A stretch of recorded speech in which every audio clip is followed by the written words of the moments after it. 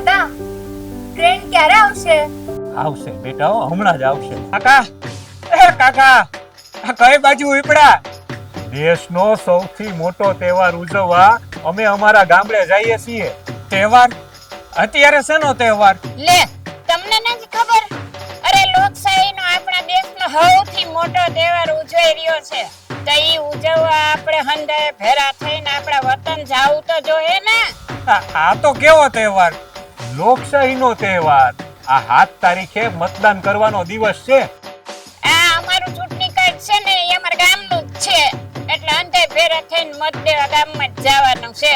અને આ મારો નાનો દીકરો છે ને એ ગામમાં જ છે. મોટો દીકરો બહાર ગામ છે. તો એ તો ત્યાં જ કરશે ને? ના રે ના, બધાય ભેરા થઈને 7 તારીખે મતદાન કરવા જાવ.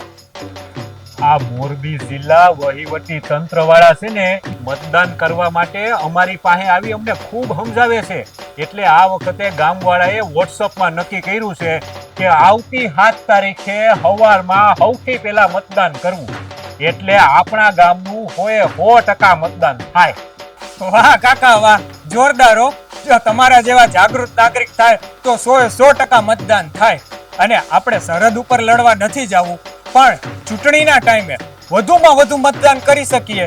એ જ આપણી સાચી દેશભક્તિ થઈ. અને તમારા જેવા સાચા જાગૃત નાગરિક જ સાચા દેશભક્ત છે. સાચી વાત છે હો.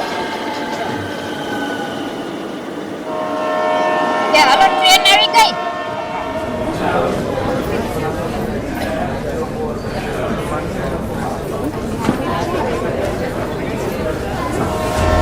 યાદ રાખો, મતદાન કરવું એ આપણી પવિત્ર ફરજ છે. આ ફરજ બજાવવાનું ચૂકશો નહીં. આપણું લક્ષ્ય 100% મતદાન.